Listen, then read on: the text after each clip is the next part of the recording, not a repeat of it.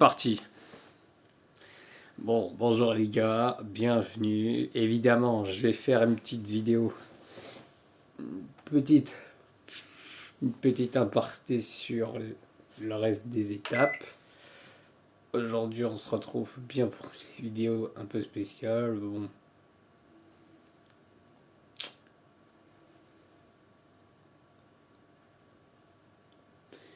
Oh, je suis un peu chaud quand même, hein, mais bon. Ouais, je fais une vidéo évidemment spéciale parce qu'apparemment demain c'est mon anniversaire. Donc, soyez présents. Je vais faire une vidéo plus longue de 10 minutes puisque apparemment ça a débloqué les 10 minutes en ce moment même.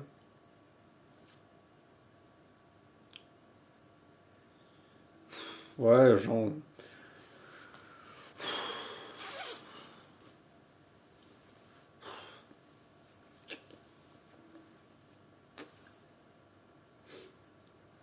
Donc, franchement, dites-moi en commentaire c'est qui remporte franchement la Vuelta. Ibrahim, t'es sûr que, que Cavagna a les chances de remporter la Vuelta malgré ses 4 minutes d'avance au classement général? Non, non. Je pense, je pense que sincèrement, il y a pas moyen qui, qui va faire les chances au classement général.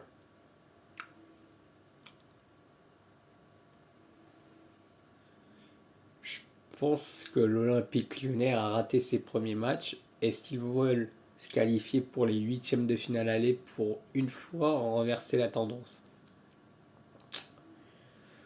Ouais, c'est vrai, parce que la première journée a été difficile. Le match d'ouverture entre Bayern et le PSG, ça a été catastrophique.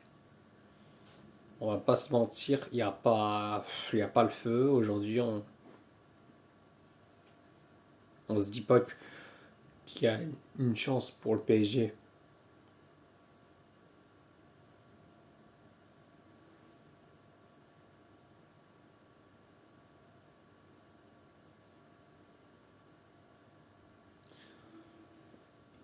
Et on assure qui remporte la Vuelta et qui remporte la saison 2021-2022. Bah, il y a quelques noms en tête que je vais devoir citer. Van Aert. Wout Van Aert, il est tellement fort, il a montré qu'il était capable, genre dans les sprints.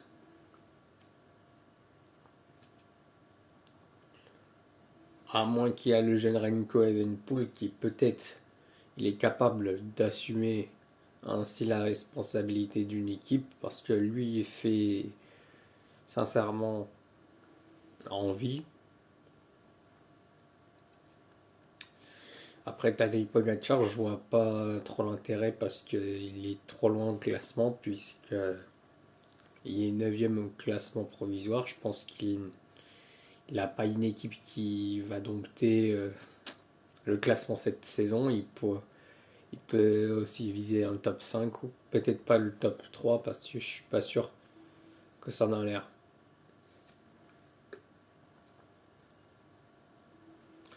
D'après toi, Rémi Cavagna a mérité le maillot rouge parce qu'il était attentif, il a gardé le maximum ravitaillement, il a gardé de l'énergie parce qu'il était trop fort. Ouais, je pense qu'il a réussi, hein. Il a tellement réussi en fait. Ah non, vas-y. Oh, c'est une notif. Bon,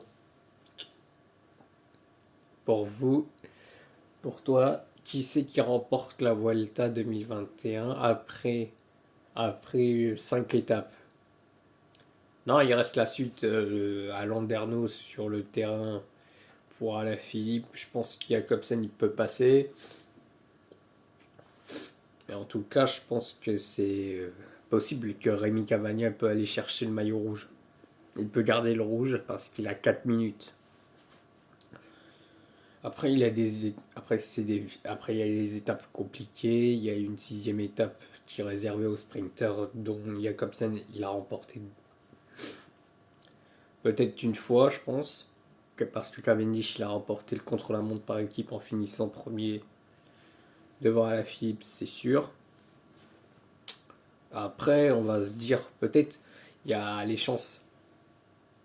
Il y a peut-être des chances faciles. Il y a encore des complications à faire et je pense qu'il y a des fois, il y a des fois où tout passe, où tout, où tout réserve, où tout réserve aujourd'hui parce que évidemment c'est compliqué, c'est aussi la, la santé, l'étape qui est réservée aux sprinters, je pense.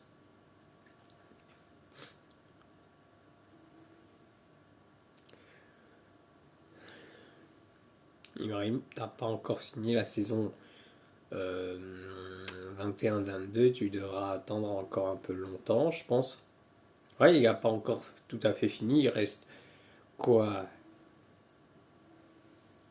Non, il reste que des étapes avec le tour du truc là, le tour des Californie, c'est compliqué, il y a le tour de Pologne, il y a beaucoup de grands tours qui est réservé aux favoris.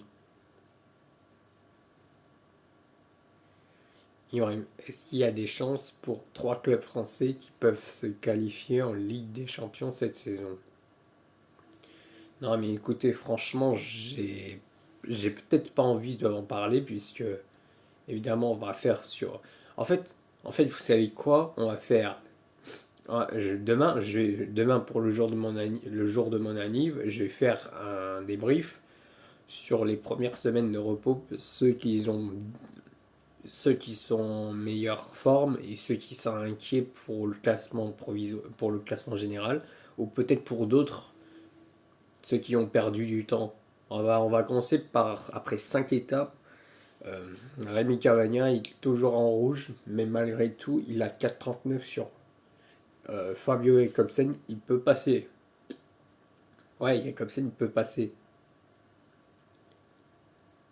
Mais avec des talents comme Mark Cavendish qui est passé tout proche, il finit huitième, je pense, puisque Cavendish est resté en rouge pendant, je sais pas, pendant 30 secondes. Il était quoi dans le même temps? Apparemment, il a pris les 10 secondes.